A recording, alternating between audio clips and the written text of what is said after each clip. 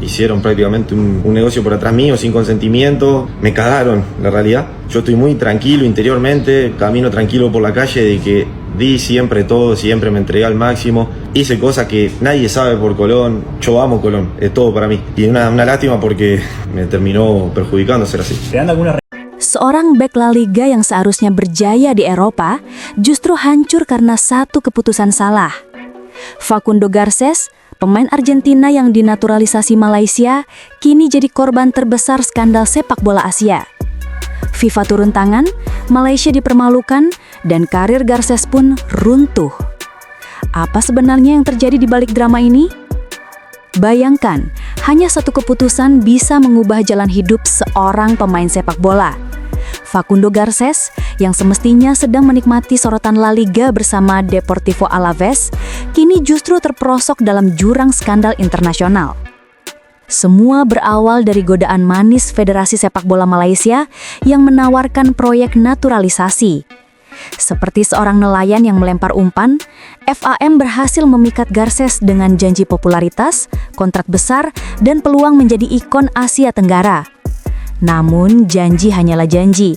Realitasnya, apa yang ia anggap sebagai tiket emas menuju panggung besar justru berubah menjadi jerat yang menelan karirnya. Hanya satu keputusan bisa mengubah jalan hidup seorang pemain sepak bola. Facundo Garces, yang semestinya sedang menikmati sorotan La Liga bersama Deportivo Alaves, kini justru terperosok dalam jurang skandal internasional. Semua berawal dari godaan manis Federasi Sepak Bola Malaysia yang menawarkan proyek naturalisasi. Seperti seorang nelayan yang melempar umpan, FAM berhasil memikat Garces dengan janji popularitas, kontrak besar, dan peluang menjadi ikon Asia Tenggara. Namun, janji hanyalah janji. Realitasnya, apa yang ia anggap sebagai tiket emas menuju panggung besar justru berubah menjadi jerat yang menelan karirnya.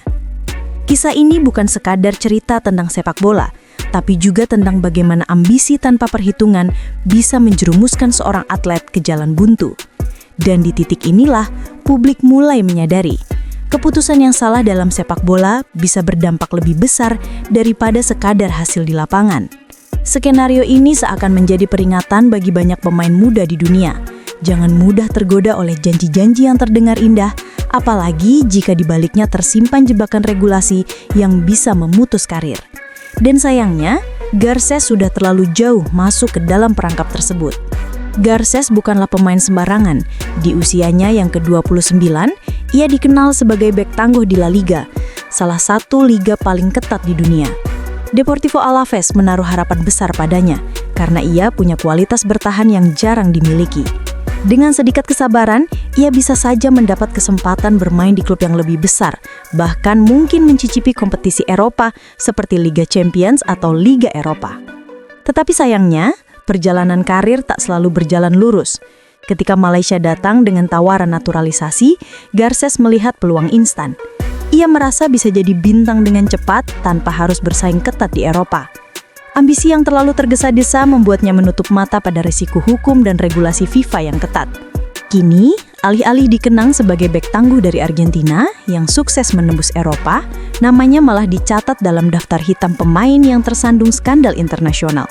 Dari sorotan positif menjadi stigma negatif, inilah harga mahal dari sebuah keputusan instan. Mari kita bicara jujur. Malaysia menawarkan mimpi yang terdengar indah. Mereka mengiming-imingi kontrak besar, status sebagai bintang utama, dan janji proyek besar untuk mengangkat nama Harimau Malaya di Asia Tenggara. Bagi Garces, tawaran ini terdengar seperti oasis di tengah gurun, segar, menjanjikan, dan sulit ditolak. Namun realitanya justru seperti fata morgana. Begitu ia meneguk janji itu, semuanya hilang begitu saja. Alih-alih mendapat kejayaan, ia justru terjerat dalam kasus pemalsuan dokumen. FIFA turun tangan dan karir Garces seketika runtuh. Ironisnya, pemain yang semula dibujuk dengan janji besar, kini malah menjadi korban proyek gagal Malaysia. Inilah bukti bahwa dalam sepak bola modern, naturalisasi tak sekadar soal paspor. Ada aturan ketat yang tak bisa dimainkan seenaknya. Dan Malaysia, dengan segala kesembrononya, justru mempermalukan dirinya sendiri di hadapan dunia. Deportivo Alaves, klub yang menjadi rumah Garces di Spanyol, kini berada dalam posisi sulit. Mereka tentu tak ingin reputasi klub tercoreng hanya karena seorang pemain terseret skandal internasional. Apalagi publik Spanyol dikenal sangat sensitif terhadap isu integritas dalam olahraga. Membela Garces berarti mempertaruhkan nama baik klub. Namun melepaskannya begitu saja juga berarti kehilangan aset yang sebenarnya masih punya nilai di lapangan. Dilema ini membuat posisi Garces makin terjepit. Klub ragu, federasi menolak, publik mencemooh. Ia terjebak di ruang hampa, tidak diakui di Eropa, dan ditolak di Asia. Kasus ini seakan menjadi pelajaran pahit. Klub Eropa akan selalu berhitung dengan citra mereka. Seorang pemain bisa saja dihargai karena kualitas, tapi sekali reputasinya tercoreng, sulit bagi klub untuk mempertahankannya. Sebelum skandal ini meledak, Garces sempat membuat pengakuan polos di media Spanyol El Correo. Ia mengatakan bahwa darah Malaysianya berasal dari buyut. Pernyataan sederhana yang seharusnya tak berarti besar justru menjadi titik awal bencana. Aturan FIFA jelas menyebutkan, garis keturunan maksimal dari kakek atau nenek, buyut tidak masuk hitungan. Ucapannya itu justru menjadi bom waktu yang memancing FIFA melakukan investigasi. Ibarat orang yang sedang menutupi jejak, Garces sendiri tanpa sadar membuka jalan bagi penyelidik untuk membongkar kebohongan besar di balik proyek naturalisasi Malaysia.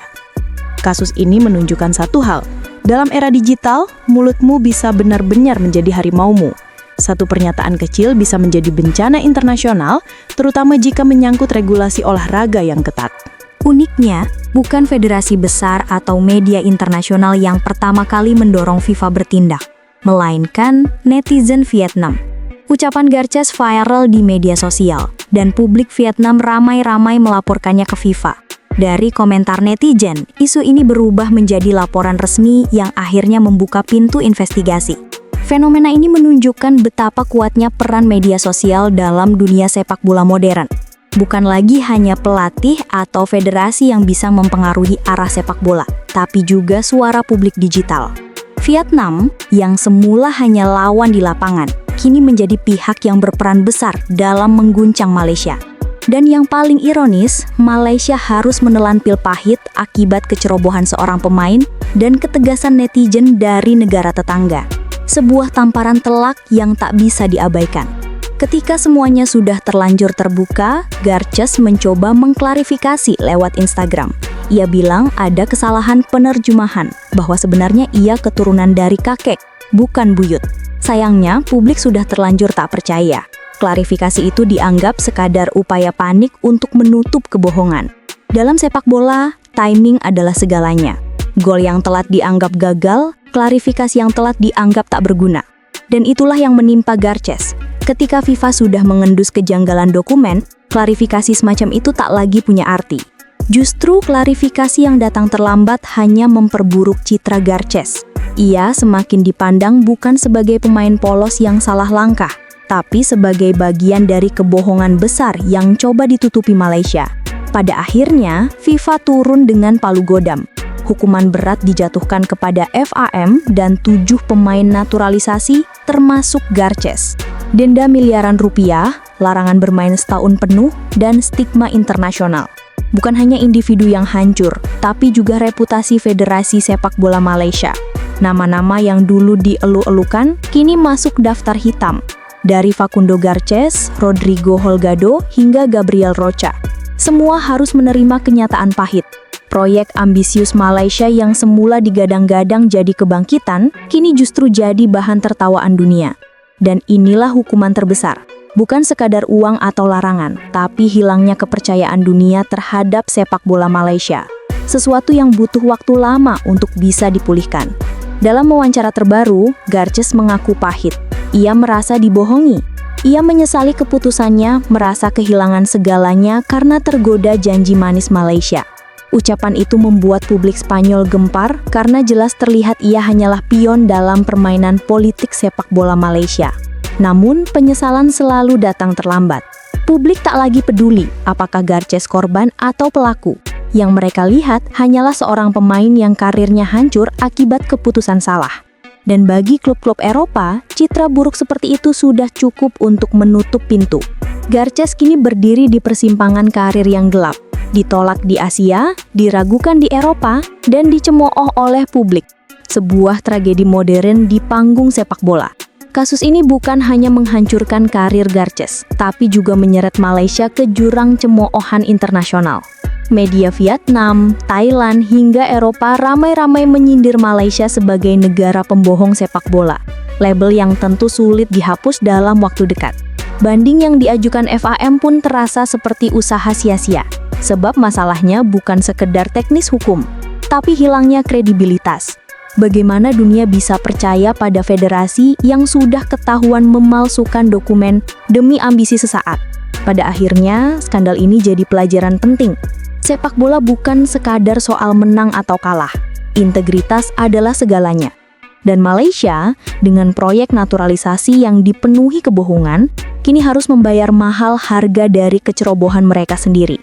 Jadi, gimana menurut kalian? Apakah Garces ini benar-benar korban kebohongan Malaysia, atau justru terlalu naif menerima tawaran naturalisasi? Tulis pendapat kalian di kolom komentar, jangan lupa like, share, dan subscribe biar nggak ketinggalan update panas seputar sepak bola dunia. Ingat, dukungan kalian bikin channel ini terus semangat menghadirkan analisis tajam, santai, tapi tetap kritis. Sampai jumpa di line up berikutnya. Salam Republik Bola.